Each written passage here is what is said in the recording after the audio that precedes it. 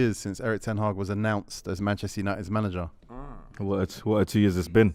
I want to really talk about it because The first year was all right. Okay. He's now managed Manchester United for 682 days.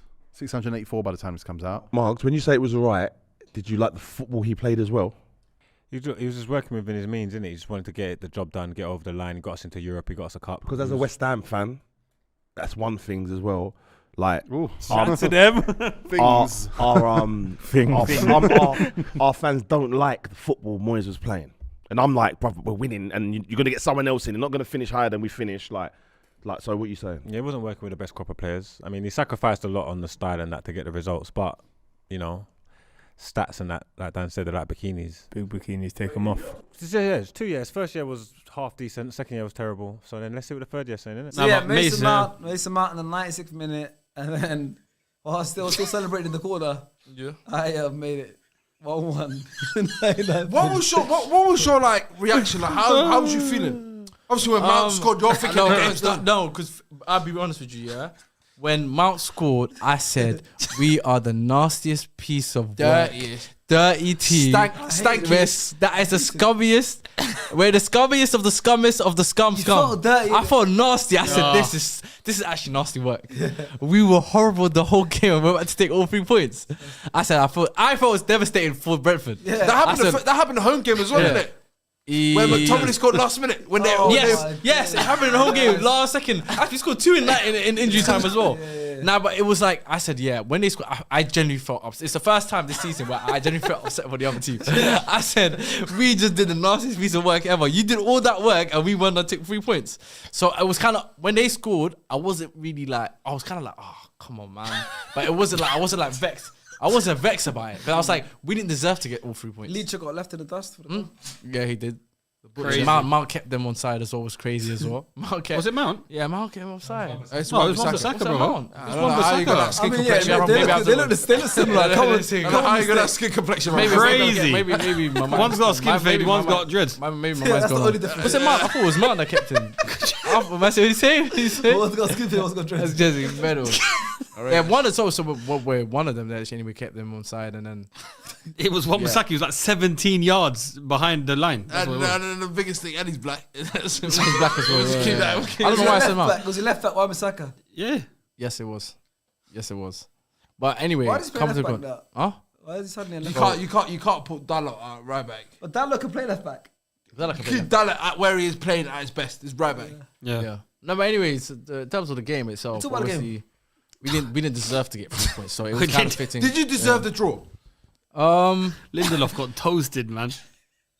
My thing is, Lindelof. My thing is, it's always been Man United for us to not play well and somehow still get results. That's always been the Manchester United way in some ways. You like that? Like, I don't necessarily like it, but I'm just tired of. I mean, this season I've been more accustomed to it often than not because there's a lot of games where more often than not we haven't played well, but we somehow still managed to pull results out. Aston Villa being another example, away from home, Luton away from home. There's a lot of performances this season where we didn't deserve to get the 3 points and we still managed it. But that's always been Man United. Like our thing is always like with Manchester United, you have to always find a way, regardless of whether you're playing well or not. You need to find a way to get the 3 points and. I'm just tired of seeing the same points, the same the same points and the same talking points. Week in, week out. I feel your pain. About no style of play this, no style of play that. We concede too many shots. It's the same conversation over again. We've lost about a third of our Premier League games. That's not good enough. Part of me goes, based off this season alone, he has to be sacked. But then another part of me goes, well, actually, both our left-backs have been injured all season. At most time, 2 or 3 of our centre-backs have been injured for most of the season. Delot's been all right, but he's fallen off a cliff in the last week. Onana's been okay in the league, abysmal in the Champions League. We need a goalkeeper. So you're looking at the defence and the goalkeeper, you go, you already need 3-4 players, whether for the squad or for the defence. You go to midfield, Casemiro needs replaced, Eriksen needs replaced, McTominay needs replaced. So you're looking at that and going, you need 3 midfielders. Then you look at the attack and go, well, we need right wingers. We need backup or help for Højlund. So you look at the squad and you go, well, actually, is it any surprise he's not doing well, given the injuries and the fact that Man United need players in almost every. No, do you know what I mean? right. You're right. And part of me goes, like, if you look at this season alone and you just zoom in and you just look right now, he needs to get sacked. But if you zoom out and you go, well, last season, everyone expected us to finish 5th or 6th and not win a trophy. We got 3rd and a trophy and another final. He probably overperformed last season.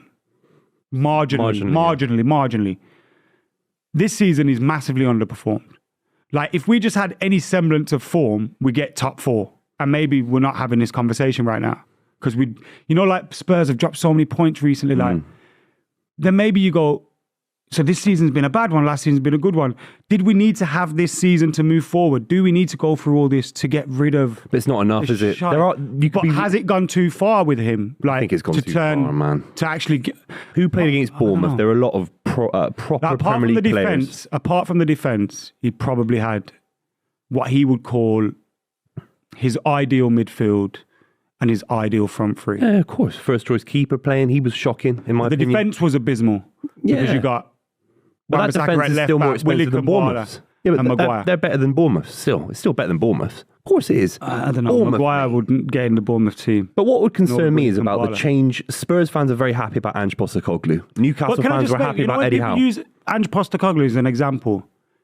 If we gauged Eric Ten Hag based on the same time frame as Ange Postecoglou, we'd be like, Eric Ten Hag had a great season last season.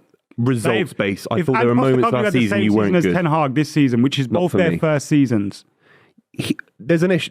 There's a substance and a style debate. Ange Postecoglou won't win a trophy this season. He might get them in the Champions League, but the style at Spurs, very open still. They got smashed by Newcastle, but when they play well, they're very, very good Spurs, and they look very, very good on the eye. There's no style change with Ten Hag, is there? There's a substance. There was a sensible style last season, winning but not this season. Winning a cup final, getting to the FA Cup final. That's a results based. Element of positivity, but you're regressing as a football side. No, I agree, and this is the questions I find myself asking myself, because I'm genuinely torn. If I was the board, I go, losing too many games, not getting Champions League football, feels like you have to sack him. But then part of me goes, actually, he did pretty well last season. Do we have to get rid of a lot of shit to kind of get through this? If we want to change the culture of the team, do we have to get behind a manager properly and actually support them to make those? Like, you end up asking, there's so many questions. Many questions, and sometimes you have to go backwards to go forwards. But football is a results business, and he's not getting a result. Would the owner happen? But United haven't built around Bruno since he's been at United. I don't know what United have built. Exactly. For who, by who. Who was Casemiro bought in for? Not for Bruno. Was it for Bruno? No way. United haven't worked around Bruno since he's been there. It's bad, bro. Not for Bruno. Like, no. At least let's give that a try. He's Ronaldo. Not for Bruno. Not for Bruno. Actually, no, that's his role. So if it's not Bruno, who are the other players? Maguire? No. Who are the options of building around? Kobe Mainan. Yeah, because you ain't building around Marcus Rashford. Let's be honest. That's scary that the options are very vast, right? Not very vast. Not very vast, yeah. They're scarce. It's one and done, bro. Rasmus Højlund, 10 Prem games, no goal, no assist. 75 mil. Miles, do you remember? If I talk, they said I spoke. If I spoke, they said I'm speaking. So let me not talk. I remember when Steve-O spoke to me about the Champions League competition, and I said, it's a bit. Rasmus Højlund, what a disappointment. I think Man United, barring Bruno Fernandes, I don't think there's anyone to build. Who are we going to be wrong about? In what? This Man United team. Scott McTominay. I don't think anyone here's written off Scott McTominay. We have on this show.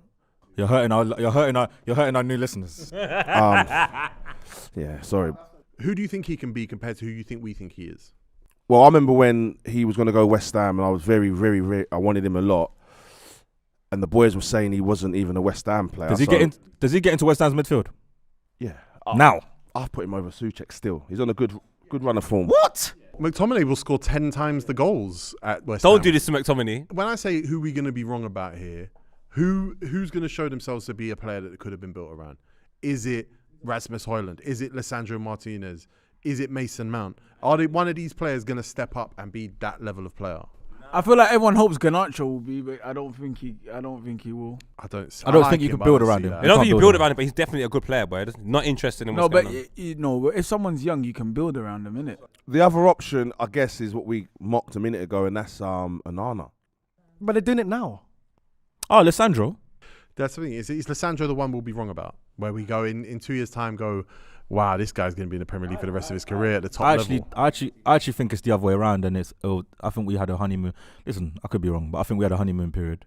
With Martinez. We're waiting for him to come back because of that honeymoon period, and it's just going to fart all over the place. I'm hoping it's Kobbie Mainoo, but I'm not putting too much pressure on him because I think Man United fans are doing enough of that. But I think he looks like a really genuinely special. Like too early right now. This is too early. Yeah. And they can't play him this season. He's still a kid.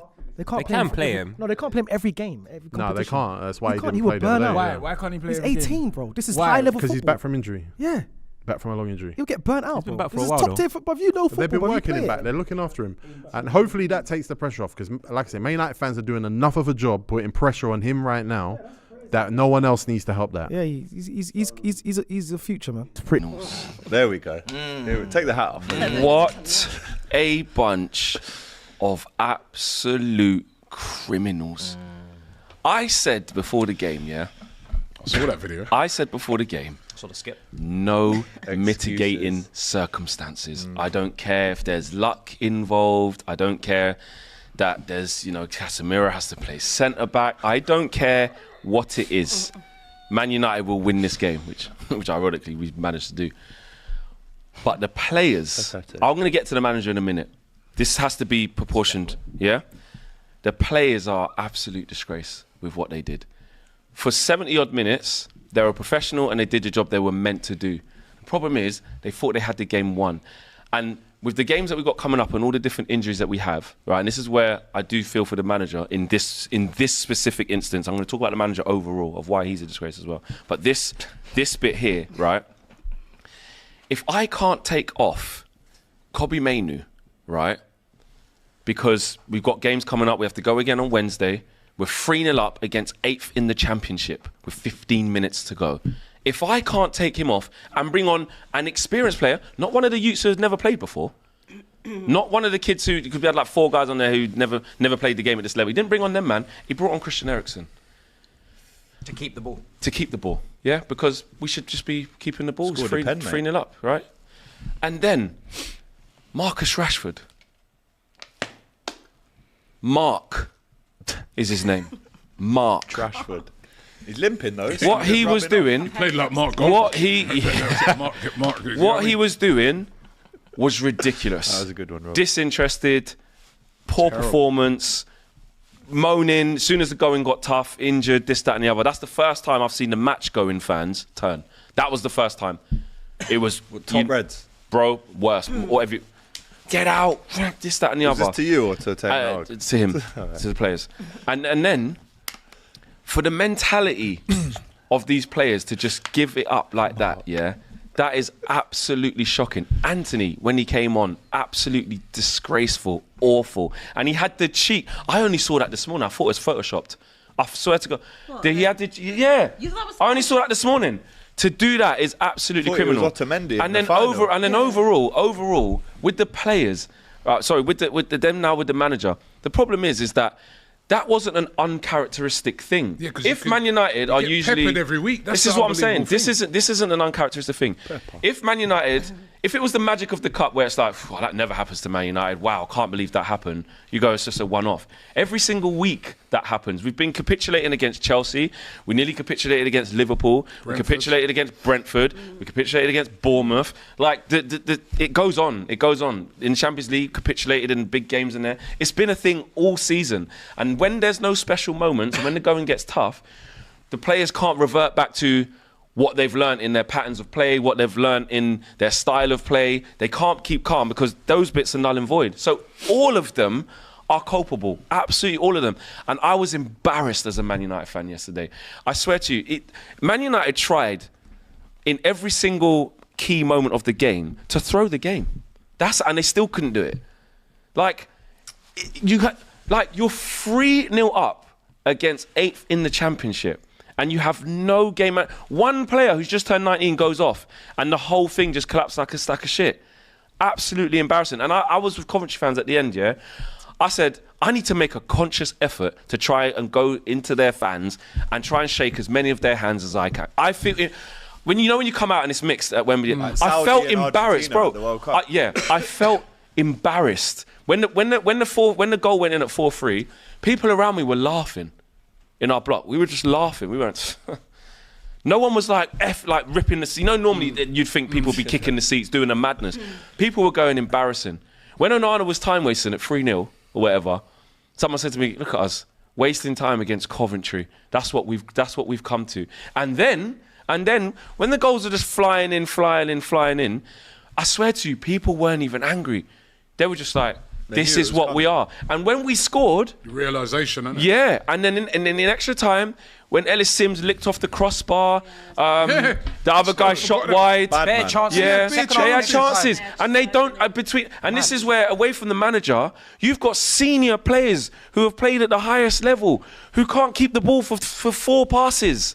Shocking, the lot of them, shocking. Manager, what's happening? And the manager, you don't. So Jim Ratcliffe is 70 years old. He was at the marathon. He ran the marathon. Decent time as well. Done it, yeah, decent time. 4 hours. Come to watch that shit. Should have played. If I'm him, should have put him on instead of Firmino. Literally. He had a bit of 100%. energy in the midfield. If I'm him, I'm looking at that saying, we're done here. We're done here. Like, even if you win the FA Cup, you have to change that. You have to change it all. And the argument that's going on in the fan base is, oh, you're deluded. You're just blaming another manager. We've done this before. It's the players. The players this, the players that. Yes, the players are awful and they need to go too. Unfortunately, for the manager, in this thing that we call football, the buck stops and starts at you. It's just how it goes. It's the unwritten rule. They can get rid of one man before they can get rid of 26 in one go. It's going to start with the manager. And Ineos... Did he not want Anthony, the brother that was cupping his ears to Coventry? Exactly, his players. Is that not his player? His player. So, look, it was absolutely embarrassing. It was awful. Give Rashford a new deal. And I'll tell you this now. Deal. Exactly, that was on his watch. I'll tell you this now. I'm going to be deadly honest with you, all of you, yeah? Please, I'm listening. You're supposed to put the team first before everything.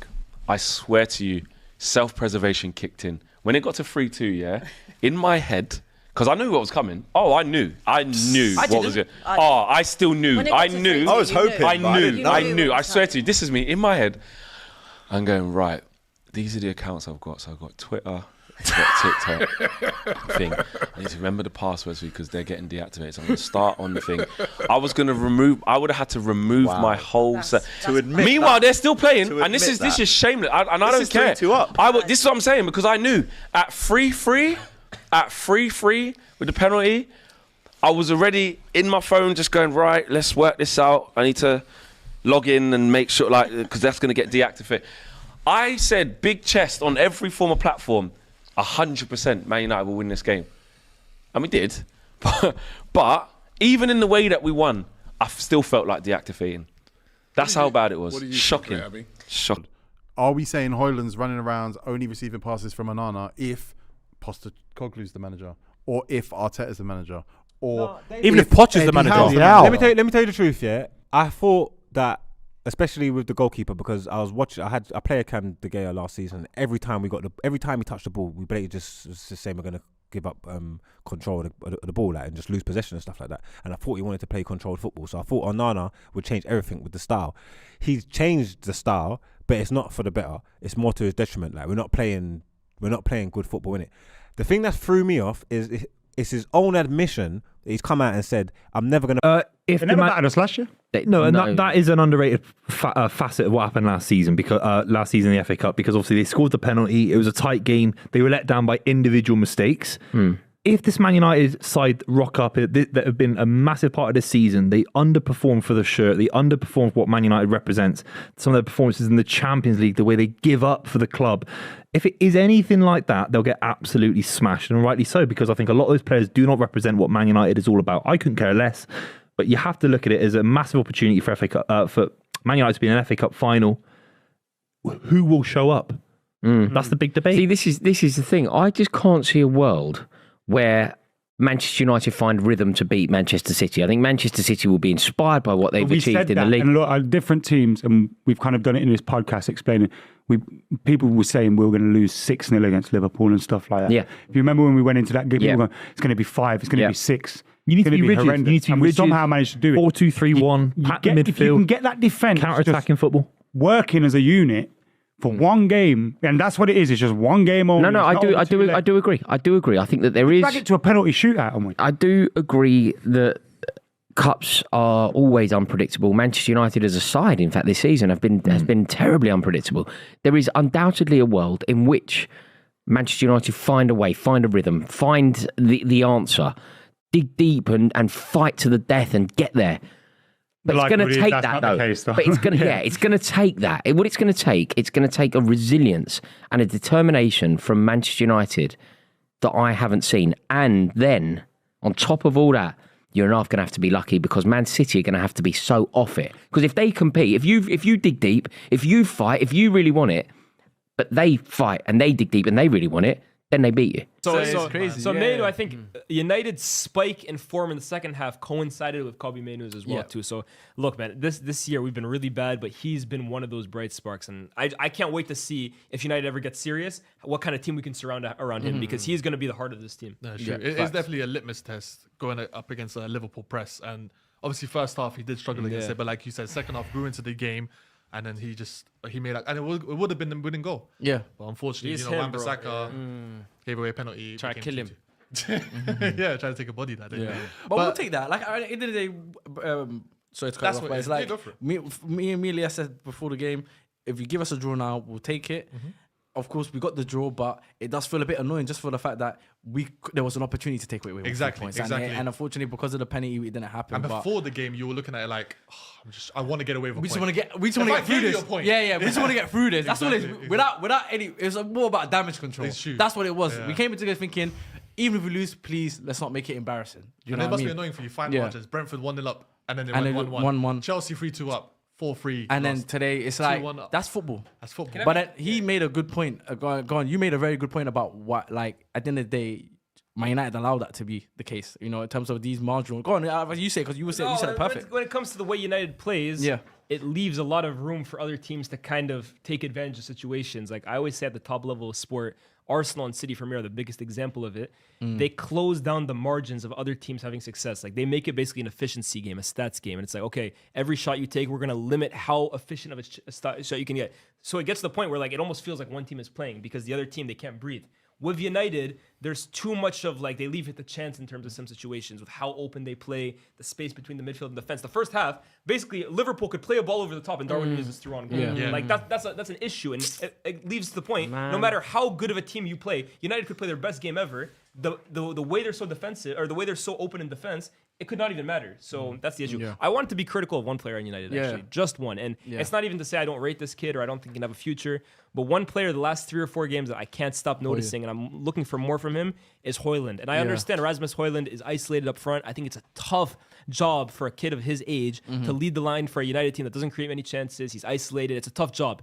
But I think also, at the same time, I think he can be doing a bit more. I think the last 3 games, it's almost been like United's playing with 10 men. Because I think at times, he's trying a little too hard. Like he's trying to chase down every ball. And every time the ball comes into him, he's trying to wrestle with defenders twice his size. And it just ends up tiring him out. Exactly. And I think also mentally, there was a chance today where Casemiro, the ball goes to him off a free kick. Casemiro heads it across goal, and there's no one at the back post. And that's not to say, Højlund, you have to be there. But top center forwards, their instincts often end up, you say like, how is he always in the right position? With Højlund, and I think he's still young and he can develop in this role, but he's almost never in the right position as a striker. And the goals he's scoring too, they're tough goals. They're not like the Haaland goals where he's tapping them in. I get the service. You're only as good as your service at times. But I do think that he can be doing a little more. Like maybe dropping deep a little, get more touches, drift wide, get more involved into the game instead of always, like he's trying to wrestle with Van Dijk. Yeah. You're doomed, bro. You're never going to beat Van Dijk back to goal. It's impossible. So I do think this has been a tough year for him. I'm sure next year he's going to grow into his body more. It'll be easier. But I think he just needs to make smarter decisions. I think he needs to be very much more self-aware in terms of where he is on the pitch and when to do what. I feel like he's right. He's getting involved in battles he doesn't need to get involved in. I feel like he's wasting his energy running around trying to press when there's no need to press. I saw him trying to press. There was at one point where it was just him by himself, and he's running across the whole field trying to press every time the ball gets. You don't need to be. You're just going to exhaust yourself, and when and you see it because when the ball comes into him, he's so tired that he can't even get his foot around the ball. So there was even a point too. Rashford was going down the left. He got all the way to the touchline, right? Yeah. And I think he tried cutting it back, and it went out for a corner or whatever. Yeah. But he got mad at Højlund because he saw Højlund, instead of trying to make runs in the box or whatever. Yeah. Højlund is running to the near post, but like almost too Rashford. Like he's too eager for the ball. Yeah. So it's frustration. I think that's a mixture of 100%. When you don't touch the ball first one, you want to be involved. You want to be That free kick that came in and Casemiro headed it across which goal. you mentioned, yeah. Oh, that's the one. That's the one. I think. So I get it. It's a tough job. I think he'll get better, but right now I think you're really seeing like he's not. Do you think he's ready 100% fit as well? I don't know. I don't know. Yeah, because I feel like since he's come back from injury, I don't feel like he's been. Because remember, he was on that crazy run of form. He obviously got injured, and then I just feel like since he's been back, I just don't feel that same sort of.